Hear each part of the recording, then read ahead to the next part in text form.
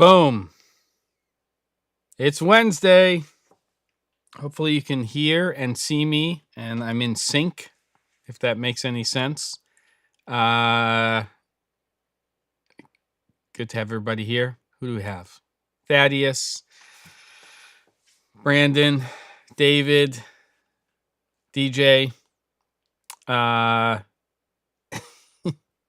Let's see what we got for notes here. Well, hello, Thaddeus. Hey, Brandon. Small tip of the hat from David. There's a hand up. David might have a question. And DJ, so I'm like watching silently as I'm in another thing, but just watched the Team 2 Films video talking the recent Kinfinity Mavo, I say Mavo, and was curious if anyone else had been thinking about this camera. Ooh, I would like to hear about that. Is it a new version of it? And there we have it. All right, kids, I'm ready. Let's get the David is here. Two Davids in the house. Need a little confirmation here on picture and sound. I don't even remember how I last left the camera set up, but I still have this little anomaly when I go through Ecamm where it kind of screws up with things and seems to warm up the image a little bit, but I don't know. But if you can see the lips flapping and they are in sync with the words that are coming out of my mouth, then let me know. I would like to hear if that's the case. And I don't need to be monitoring myself over here, so I will just move that over there. Thank you, David. Okay, so here we are with the weekly live stream. Not sure we're going to go for a full hour today, to be honest with you. I've got this production coming up in LA that I'm leaving for on Friday morning. And I would say that I am a little bit behind between prepping for that and getting some more episodes of the Daily Drop done. And just regular, normal business and life stuff. The next 24 hours are going to be a hell of a 24 hours. DJ says not in sync. Oh, but not in a sync. All right. I guess it's one of those days for me. I will say this. First and foremost, the gates are opening up a little bit, the doors are opening again and things are starting to happen, which I'm very excited about. Not that nothing has been happening, but it's happening in a more regular way now and starting to get some emails and some calls and things. And I can see that the production landscape is going to start to open up, which is good. Also having great catch up and new conversations with people that I have known for a long time or have sort of known, but am now starting to, really find out more about, and just really good in-depth, not 10 or 15 minute conversations about the industry, workflows, where we're going, and just trying to sort all that stuff out. One of the recent conversations I was having, we were talking about generative AI, and I wanted to get people's take on Runway and Midjourney, and whether or not people have spent any time in either. I would be more surprised about Runway in a big way than Midjourney, because I know we've all dabbled in that. I've really just dabbled in Runway, and it has been quite some time. So I'm thinking about looking into that a little bit more, because both have application. Midjourney's now getting into the video space as well. They've primarily been sort of in the still space. So let's get conversations going here with an theC47. Let's bring some stuff up. I've got the comments and reactions up here, which is why I look over there when I'm looking over here. So here we go. Brandon is getting this thing going.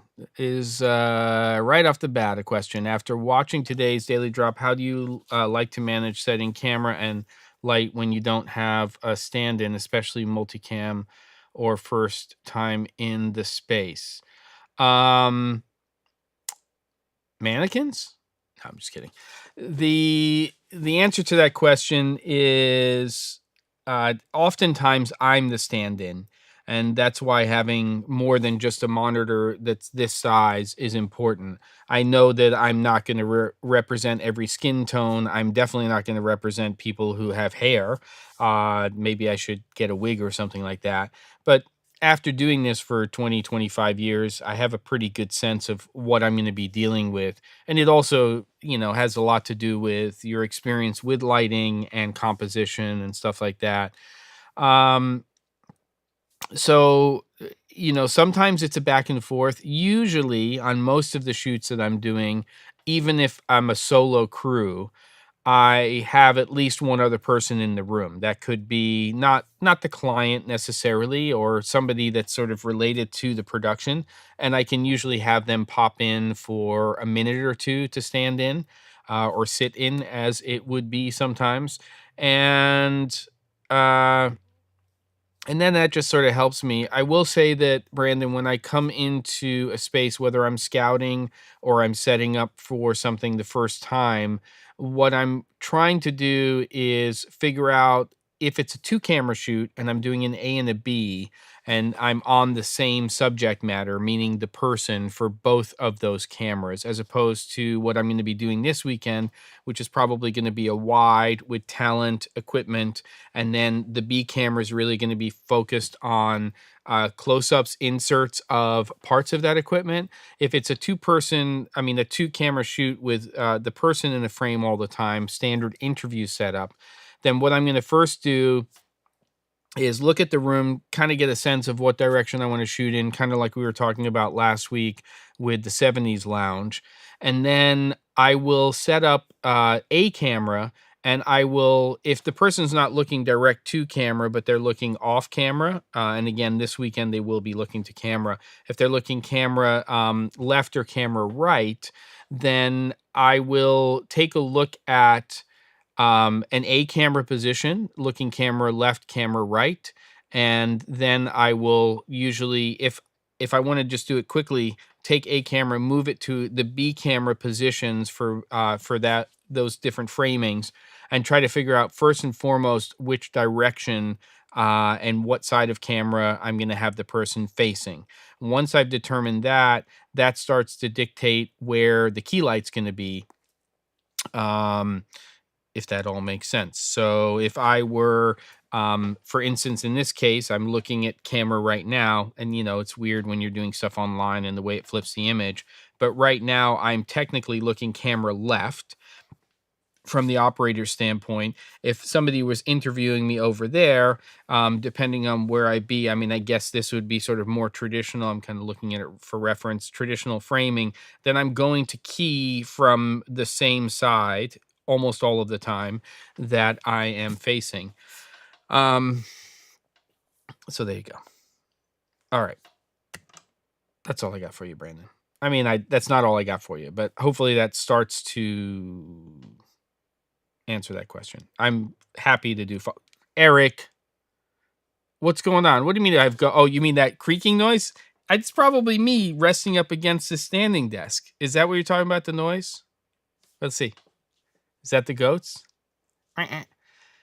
Eric, it's been way, way, way too long, and I'm so glad you stopped by, even if it's just for a second. I don't know what the heck you're talking about with the goats, but it's probably the best comment in quite a few weeks on the live stream. But I would like you to clarify what that means in terms of the goats.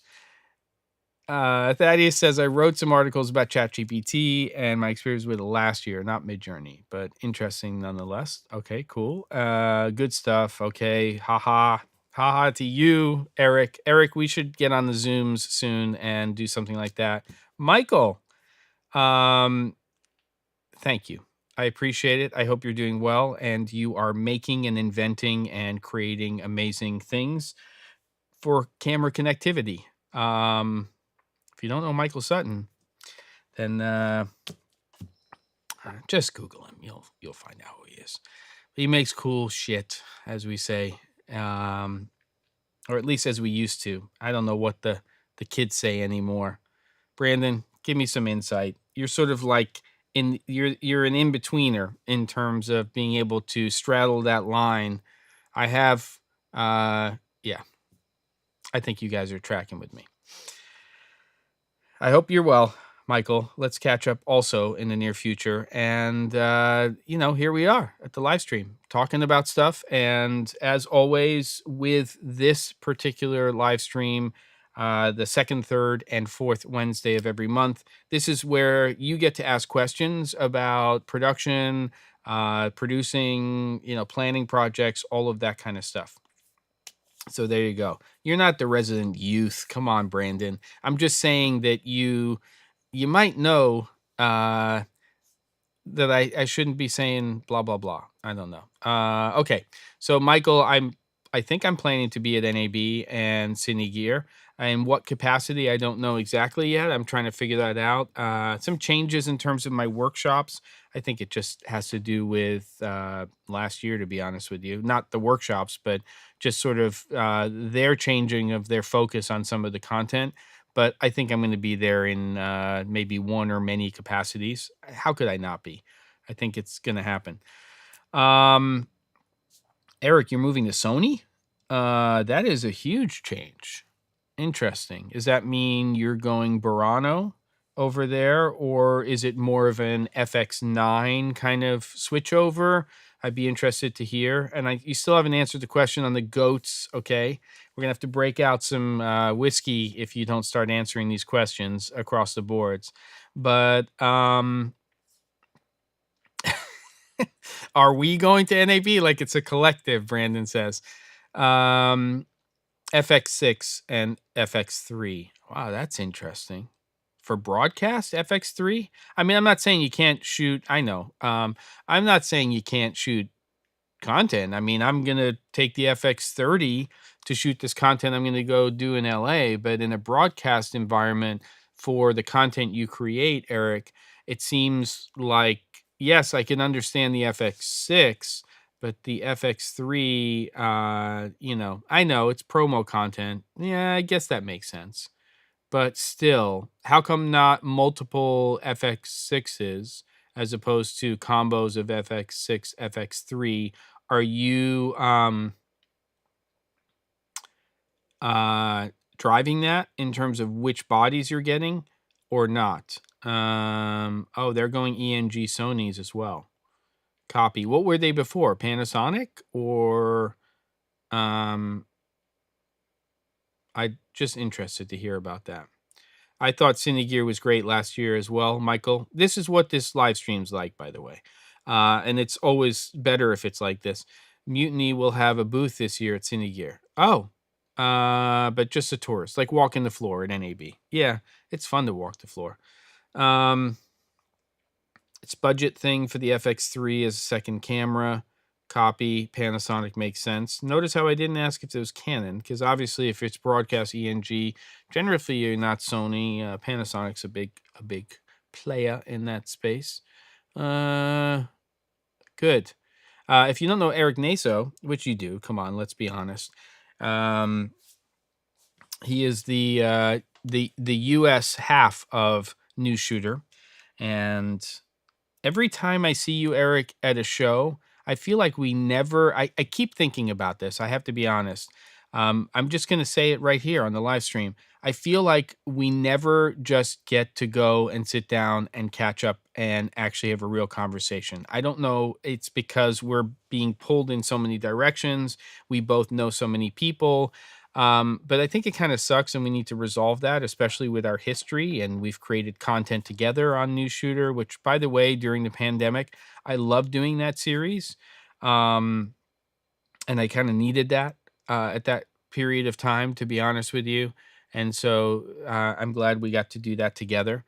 And 100% News Shooter is like the go-to news source out there when it comes to our industry. And let's be honest, there's some good reviews out there, but they don't touch news shooter. I said it out loud. Enough said. Good. All right, let's keep this conversation going. We got somewhat of a steady stream here. Go check out Mutiny at Cine Gear LA. I think it's on the lot again, right, Michael? I hope. Yes. No, yeah, but Eric, I'm really talking about like when we're at an industry event after the show floor, and it would be really great to just chill, and with Matt and all that stuff. Good back at Paramount, the way it should be. That is the only place that Cine Gear should be. I mean, at least on the lot. All right. In the New York lot, no less, where I grew up. Brandon. I did not at the lot at Paramount, but the actual city. Brandon, good. Your A7S3 is tested, working well. Came with a tilt-to-body skin. You're in. It's all going to happen. And just, wake up at 2 a.m. and start shooting some content with that low-light king. It's kind of redonkulous. I remember when I got it's over there on that table, that standing desk, the original A7S, and blew my mind. I mean, I thought that we were in Candyland when it came to high ISO, your preference. I use interchangeably, by the way. Candyland when it came to high ISO with other camera systems. You start pushing 1600, maybe 2500. You're on the edge of the cliff at 32. And then that A7S came out. I didn't even know what was going on, and going in that direction of cameras seeing more than your eye sees and just opening up possibilities from a lighting standpoint, using practicals, but also, it's just ridiculous. I mean, right now, this camera, the A7C2, is set to 2000 ISO, and I have the Kelvin EPOS 300. That's my key source right here. It's in the Octa 3, and it is literally 4% intensity through Magic Cloth, which loses 2 stops of light. What's going on in this world? It's a beautiful thing. I love it. And yes, let's do it this year. 100%. So I'm, yes, all of these things. What's my favorite light today? That's a loaded question. I mean, I think different lights, different horses, courses, all that stuff. I like what Kelvin's doing. I think that RGB ACL fixtures are really, really nice. I haven't played with the Sky Panel X yet, so I really want to check that out because I have a lot of experience shooting with the 30 and the 60. Very, very different light engines and technology behind the two light fixtures. If I had to choose 2 lights, God, that's a tough one. I'm going to give you, I'm going to be slightly political here, Michael. I mean, I don't really need to be, but I would say that if I was picking a key light and you can slot in, aperture, nan light, eventually Kelvin, I need a hard light source that's somewhere between 500 and 750 watts in terms of LED technology. I want to make sure it's a bicolor at least with plus minus green, which kind of for most manufacturers pushes you to RGB WW or RGB ACL, amber, cyan, lime. So I'd say we'll just call it a 600 watt color tunable chip on board light. I love the little Molus X100, which is the 100 watt USB-C powered light. It's not as accurate. It doesn't have plus minus green, but the fact that it's the size of a smartphone is still kind of blowing my mind and shows me the possibilities of where we can go with form factor uh, and things like that when it comes to that. I've been playing around. I really love the flex lights from Westcott and from a flexible standpoint and stuff. But I've been playing around with not flexible LEDs, but the rigid Pavo Slims from Nanlite, and they just have such punchiness to them when they're not modified. They make them in a 1x1 and a 1x2. I think those are great little lights. I'd probably lean to the color versions because you're going to get plus minus green. And even though you're going to take a little bit of a hit in terms of light output, that's a thing. The little Kelvin plays, which I have over there and I've created some content around, are pretty phenomenal. I wish they had a little more output to them, but they are RGB ACL, and that means they match the bigger sibling, the 300 and eventually the 600 EPOS from Kelvin. 600X workhorse from Aperture. I know I'm kind of going down a line here. Worked with the Nanlux 1200, and that's a very flexible unit. But and the 720B from Nanlite, all under the same umbrella. That's a big answer to your question. I'm just trying to think of other fixtures. There's a whole bunch. I mean, we've got it so good right now with lighting. I love the little MT Pro, which is the 1-footer tube from Aperture. That's a great little tube. So is that enough, Michael? Hopefully. Michael's like, forget this. He left. Now, don't ask me about lighting. It's just going to go on and on forever. All right, let's get some questions up on the board, kids. Again, I would like to see some things up here. I think we're probably going to 45 after the hour, just based on everything I have. Hive, great company. I don't know what they're doing now. They're really sort of the grandpappies of more than just RGB white LEDs. They're the ones who had, I think, maybe it was 7 colors to create white light. Quasar's interesting. I don't know what's happening with them at the moment in light panels. Hopefully I find out during NAB, because there was some big changes in 2023. Quasar along with KinoFlow are sort of at the forefront of what we're calling image-based lighting, which is where you're pushing images, generally video-based content, to augment essentially virtual production. So it feels more realistic.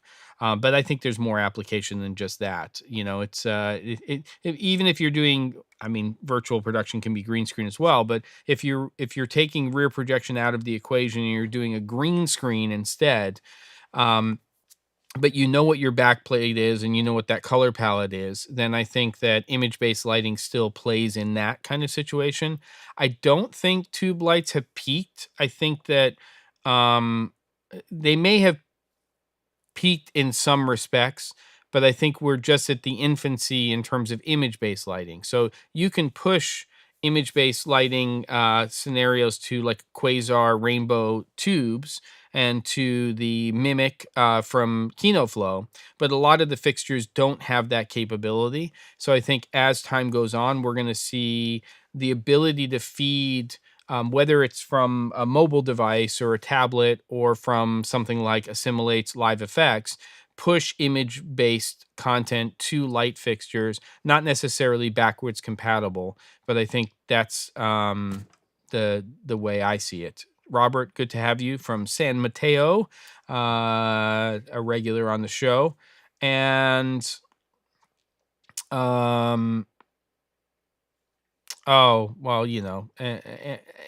because whatever's correcting your Amarin to Amazon. Then again, Aperture with a U, right? So actually, surprisingly, it kept it that way. Yeah. So I guess while we're talking about lighting right now, the real question is, are we going to see any big leaps in terms of innovation? Are we going to see teases? I think the sort of Aperture Pro Light on the higher end. Amarin, below that brand is going to be interesting to watch at NAB. I would be interested to see where light panels and quasar are going. Are they going to be much the same? Hey, Ono. Or are they going to actually, come back to, again, quasar are sort of, in some ways ahead of everybody when it comes to image-based lighting. But when it comes to sort of innovation and things like that, are we going to see some things in that space? I'd love Westcott to do some more stuff. Their product line has, in continuous lighting, has sort of stayed in a similar space for quite some time. I think generally they make very, very good products and some of the absolute best light modifiers on the market. I'd like to see where they go with some of this stuff. And I think there'll be some surprises at NAB. I might be wrong, but I think there might be some cool stuff coming from different manufacturers. And I'd like to see that. I think we're sort of living now in this, rectangular COB land. And we're living in this sort of either flexible or rigid panel land. And that's all fine. I want to see more innovation in optics and flexibility in using that. I'm somewhat interested in the combination light that it's a modifier that is made between DOP choice and the light bridge. I think I'm going to get to use it soon. So, yeah, I mean, I've had mirrors before, and I think they have application. But I think if you're not working in a department based, grip and lighting kind of scenario, it becomes hard. So, what's interesting about that, price point aside, is whether or not it translates to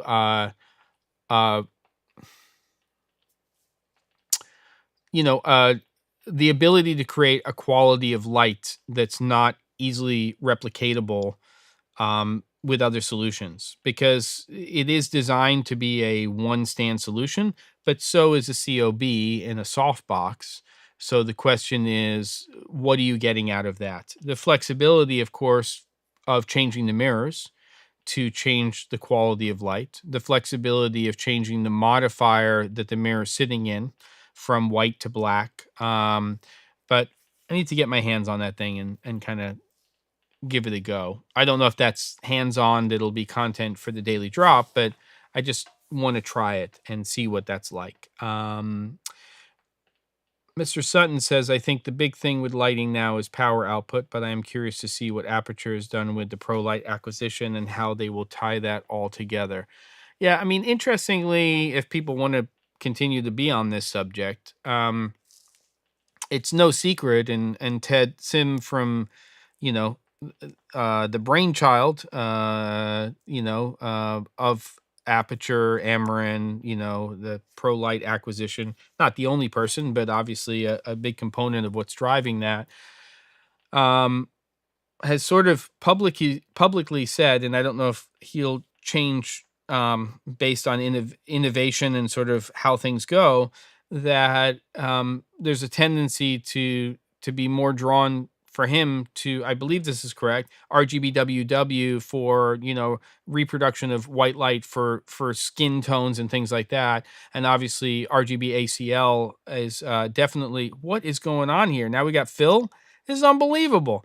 RGB ACL, you're getting a bigger spectrum, your wider gamut, and more saturation and reproduction of color. So I don't know where Aperture as a company with Amarin and the ProLight acquisition will go with that. If they'll say that, certain fixtures are really designed for predominantly white light application and they're RGBWW because you're also getting benefits of plus minus green. That said, I have this kicker right here is a Felix P360 Pro it's only a bicolor light, so there's no color capabilities, but they have obviously done something to that light to give you plus minus green adjustment. It's not super common to see a bicolor fixture as opposed to an RGB based WW, AW, ACL light have plus minus green, but Felix has done that. And I hope that's a trend that we see, that if somebody is developing a light that has no color engine, we'll call it, that they still put plus minus green in there, because it's something that we need in our fixtures, even if all we're trying to do is produce white light. And for me, the most important range of white light is from about 2700, we'll call it like candlelight, all the way up to about 10,000 Kelvin, bright blue sky. And as the sun starts to go down, you start to get into those higher Kelvin temperatures, could easily go up to 15,000, so on and so forth. So I guess we'll sort of see that. But for me, 90% of the time, it's white light that's the most important, and that's about that 2700 to 10,000 Kelvin range. And obviously, we're living most of the time, I would say, in the 3 to 6,000 Kelvin range. And then, kind of playing around with that sometimes, where maybe that's how we're lighting talent, but we're using a cooler or warmer color temperature for background, lighting and stuff like that. That's what I got for you. Phil, it's great to have you here. Again, we got legends in here. What the hell are you guys doing here? I love it that you're coming into the conversation and being a part of it. Awesome. Okay, let's see. Ono says, new studio space, 12 foot by 12 foot. How powerful light do you think I need? Got a couple of Amarin 60. Do I need a 100, 150, 300? Ono, the way I can answer that question is what a 12 by 12 room is obviously not big. It's not a large space. So, and it's a controllable space. So in most scenarios, you're not going to get anything more than the 300. I would say baseline right now, if you're buying a key light, that I would be looking at a 300 watt bicolor light. I would tend to lean more towards a hard light that I can make soft, much more flexible than a soft light that you can't make into a hard source unless you back it off, and then it becomes a spotty small light with not a lot of reach. But if you want to start building book lights and you want to start bouncing and diffusing and you want flexibility in terms of your lighting scenarios, I would definitely think in the 500, 600 watt, 700 watt realm for your key light. And obviously, if you make that investment into a 500 B2 from Nanlite, or a 600X or C from Aperture, or a 720B from Nanlite, or fixtures like that, you're buying that to not only be a light that you can use inside of that 12 by 12 space and pretty much give you every option you would need in terms of building book lights and being able to bounce and diffuse and all that stuff, but you're also giving yourself the option, when you start getting over that 600 watt realm, of being able to bring a lot more ambient light into the space and balance those levels when it comes to subject matter versus environment. And so it might be a good investment for you to look that way. That's it. Only 7 360s. I was fortunate enough. I actually, as a light ambassador program in the photo realm, I don't talk about this very often. I did something in Italy once, in Milan, and it was this multi-day thing with Ari that they hosted, and it was amazing. And I got to at some point, somebody remind me, I'll go find a couple of the photos I shot with the 360C. And it was the first time I had used the Sky Panel 360, and it was great. And it was outdoors, and it was big, and I didn't use any modifiers because it had the diffusion. I mean, it had a diffusion panel, but no additional. Awesome. Okay. Good. Good stuff. 5600K all day. I'll say long for Michael. You still up there in cold country? You moved back to the East Coast, right?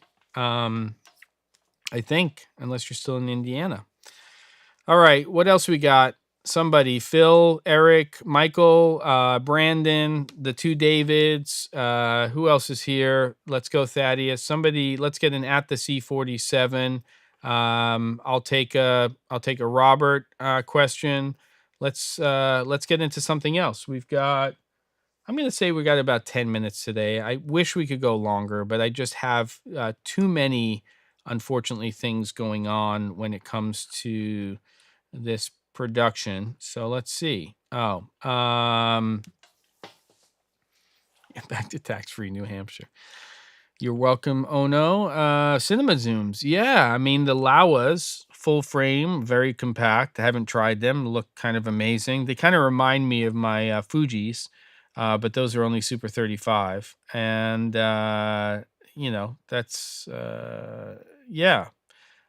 Phil, you're definitely more of a lens person than me, but those two Fujis, but they've been around for a long time. Those compact zooms.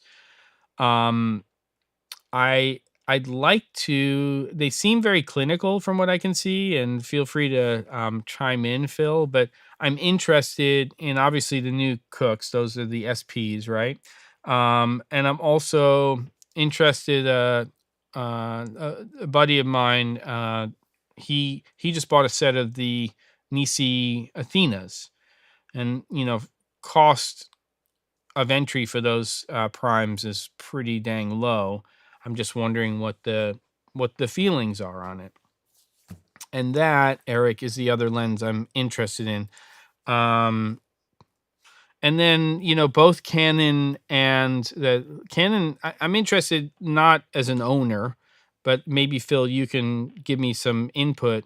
But Canon has the flex zooms, which are really interesting because you can change the optics on them in a way that changes your focal range, and then they've designed those in a similar, not maybe a totally different way, but a similar way to ingenue, that you can use those lenses and change them for full frame and Super 35. I mean, obviously you can take most full frame lenses and use them on the Super 35, but that's going to change your field of view at that same focal length.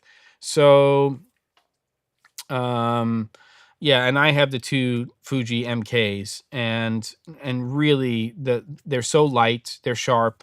They're kind of, in a way, perfectly designed. They're kind of crazy. For the money, I think they're great, and I'm wondering, and Eric, you may have some feedback on this. I'm still want to hear about the goats. I don't know what's going on with the goats comment from earlier on. What your feelings are on the Laowa little zooms that are full frame, because I know that they are, I think, slightly bigger than the MKs, maybe a little bit heavier. I would guess they are, but not much, and they're for full frame. So, my question is going to be for Venus Optics, for the Laowa line, for Nisi, how consistent is it going to be? Or are we going to be hearing about a lot of bad copies of lenses? And then somebody's going to get that magic set, and then somebody else got a 25 that's not great. And then somebody else is like, what are you talking about? My 25 is amazing. I don't know if that's going to happen or not. And I don't know if that's going to happen with those Laowa zooms. I want to hear more about this 24 to 105 2.8.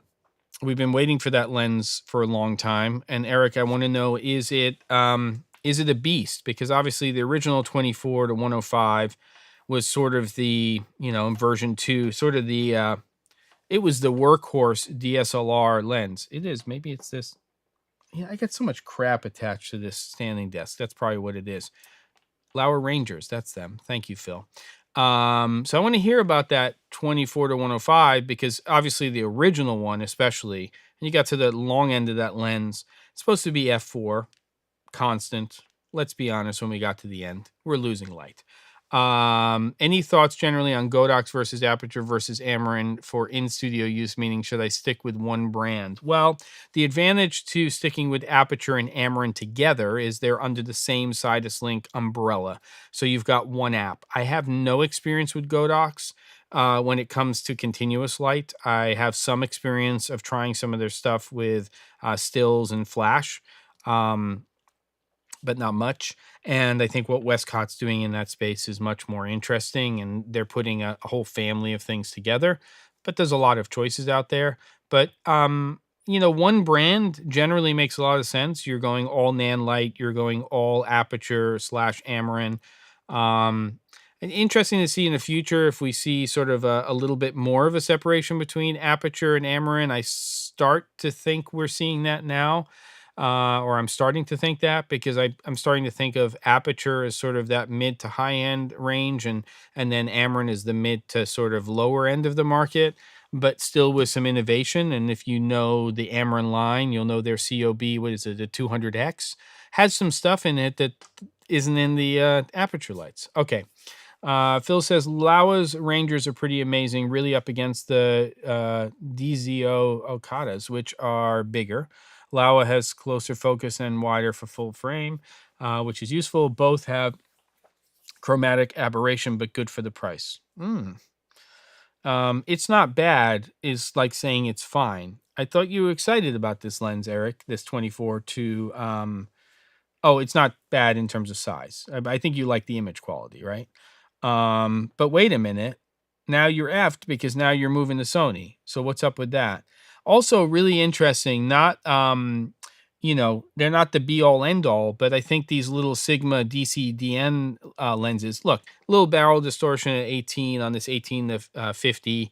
But if you want to couple a little lens to run around with or create content like I'm doing on the Daily Drop, the 18 to 50, in various different mounts is kind of a amazing little lens. It's not the lens I would choose for higher end work, but for content creation, in this kind of sense, coupled with an AF system like in the, FX30, A7C2, so on and so forth. Kind of cool. Obviously, they're not full frame, but then again, the size is that. And talk about what Phil was talking about. Close focus on that 18 to 50 is redonkulous. All right. David says, I would love to get into cinema lens, but I don't know where to start. I have a C200, but what if I get a different camera in the near future? Well, so that's a good question, David. I mean, you kind of have to start thinking about what camera. The hard thing is a jump from mirrorless to mirrorless because the flange distance is so close between them. So it's generally pretty easy to say, oh, I'm going to invest in a set of, just for giggles, we'll say the Nisi Athenas, and we'll get those in E mount, or we'll get it in RF mount, or I'll get that in L mount. And if you want to change the mount, you can go to PL relatively easily with lenses like that. But going from mirrorless to mirrorless is a different story, and that's where it gets tricky. It's the sort of anomaly there was EF lenses because they were designed for mirrorless mirrorless. They were designed for DSLR cameras. And the flange distance was different. So it was and is a lot easier to adapt those lenses to mirrorless cameras that have much shorter flange distance. So I don't have an answer for you. And then I don't have an answer for you as a complete answer, but I would be happy if other people in the chat chimed in as well.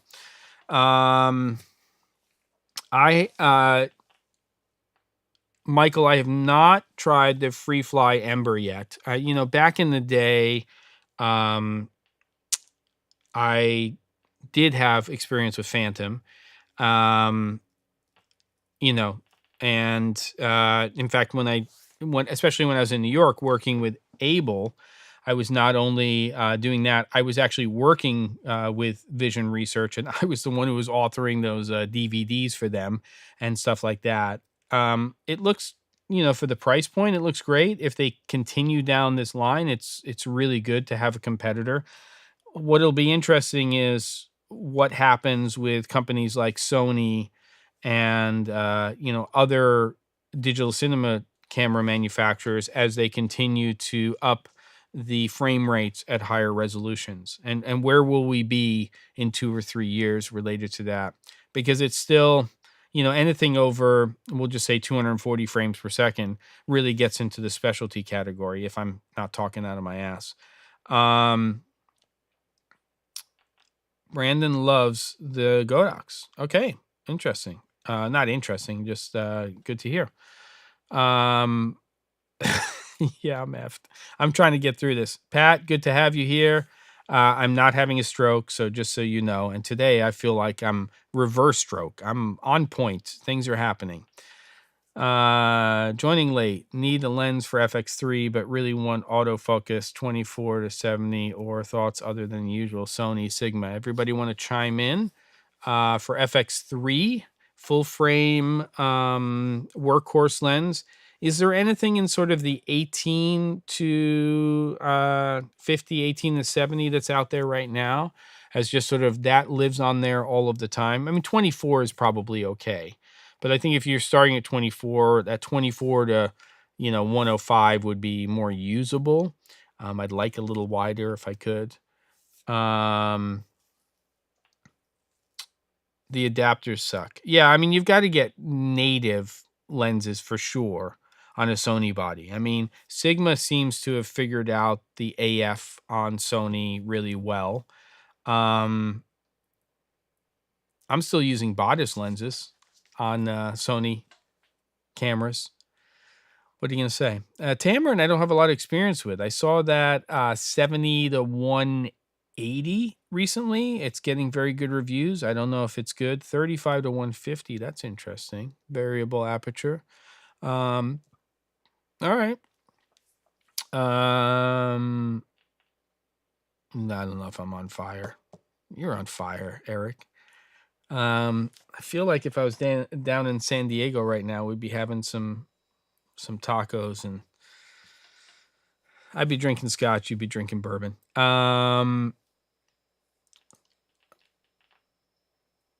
Yeah, wider would be good. I'm just trying to think if there's anything. I mean, you want AF, of course, so that's different. Okay. Oh, now we're getting some other stuff. I got to get done here, but it's okay. Todd, nice to have you. I'm from California and going to Spain to shoot video. We'll bring my Canon C200 and C500 Mark II, but we'll rent lights there. What considerations should I have when shooting internationally like this? Well, if it was the old days and you're dumb me and you go to Prague and don't even ask. I did all the research for a production, and we had the standard RE light kit. These are hot lights. I'm sorry, I'm digressing here, Todd. And we did all of the research, and they were going to be able to be used over in the Czech Republic. They they worked 110, 220, no problem. I thought I had everything all sorted out. We traveled with the lights and the rest of our kit. This is, by the way, in Canon. Is it Canon XL2 days. Remember the camera, the white camera, and as you do, when we got to the hotel, we had an interview in the morning with a famous jazz musician. We were doing an electronic press kit for a music label that I was producing, and we plugged in the lights and they blew, and so did all of the lights and everything else, at least on, but maybe more than our floor in the hotel. And it was a big hotel, like a converted military building that was now a hotel. And so we blew that out. We quickly packed up the light kit and put it under the bed and pretended that we had nothing to do with anything that had happened. And the mistake that we made, because I had brought a DP with me to shoot it, was that the bulbs also needed to be the bulbs needed to be changed. They needed to be rated for 220, not for 110. So as soon as that 220 hit that fixture, boom, they just done. They didn't shatter, but the filament done, gone. So I had done some research on Mandy, which was sort of like kind of the production hub of the time, and I knew that there was a place that we could go, so we rented lights locally. It was ridiculous. We got another equivalent 3-light kit for like 4 days for $75 US. I negotiated, of course. So to answer your question, you shouldn't probably have any problems at all. I'm assuming you're shooting for US based content. NTSC, so you're probably going to be shooting 2398 or 2997. You need to be aware that over there it's a 50 hertz. So I think that you might have to go in and like the clear image scan where you're dialing in, basically you're dialing in shutter based on a hertz frequency as opposed to a shutter speed or a shutter angle, may be something that you have to do if you're seeing any flicker issues or mismatches when it comes to the lights you're using. But pretty much any modern fixtures nowadays, if you're using those, will be 110, 220, and obviously you won't have the bulb considerations that I ran into eons ago when we did that production. So I hope that answers the question, but it's really going to be a shutter issue, if anything. And that's what I would look out for. But both C200 and you said you have C500 Mark II will be able to dial that. The other mismatch, of course, is C500 Mark II is a much sharper sensor than the C200, but I can't handle that for you. All right. Still getting some great words of praise from Mr. Brandon over here on the Godox lights. Trying to adapt EF to E was less than a great experience. Oh, it was not a great experience. Yep. And there we go. Okay, yeah, you can save. Getting answers to people. It wasn't 20 years ago. It was 20 years ago. It was. It's only because your question kind of triggered the story, Todd. So hopefully you don't mind that. XL2. Beautiful. Whoa. What is this? Darren, thank you. I'm glad. 2398. Yeah, so shutter is all you have to worry about. I haven't been scrolling here. Okay. Who's gonna look? Oh, yeah. Okay. That's cool. Dead Astronaut. That's awesome about that music video in Praha. I don't know what the more is, Jess, but sure, let's do it. And with that, look at what happened. 353. Thank you for the regulars, of course, for stopping by. Really great to have Eric, Michael, Phil stopping by the show. Feel free to come by anytime you'd like. I'm heading to LA on Friday morning, back on Sunday. So we will have a live stream next Wednesday again. And then have to check in with the boys, with Caleb and Ben. But the plan is to do another Camera and Flask for the first what's going on? First Wednesday. Pat's here now, so he's looking out for the signs. First Wednesday of of the month in February for Camera and Flask. So that's when we drink and we hang out. Could be leaded, unleaded, all that stuff. Everybody, I really appreciate it. I really appreciate you showing up. All the engagement, the new engagement on the site in terms of comments and feedback and stories and war stories and all of that kind of stuff. Yeah, I think there's the deal. Pat, ridiculous comment. I'm glad you left it in good shape for me. The weather's looking beautiful. It's going to be land in Burbank, low 70s, and have a salad and start setting up. And it's a beautiful thing. Camera and Flash, February 7th. We got to just remind me to send out an email to Ben and Caleb about that. Everybody, wonderful. And I got to find the finish button here. But this was one of my favorites in a long time. Really great engagement. Colin, good day. And this is the kind of live streams that I love. If we can keep this going with this kind of energy, it's a win-win everywhere. Thank you for that, Todd. All the best. Take care. Bye.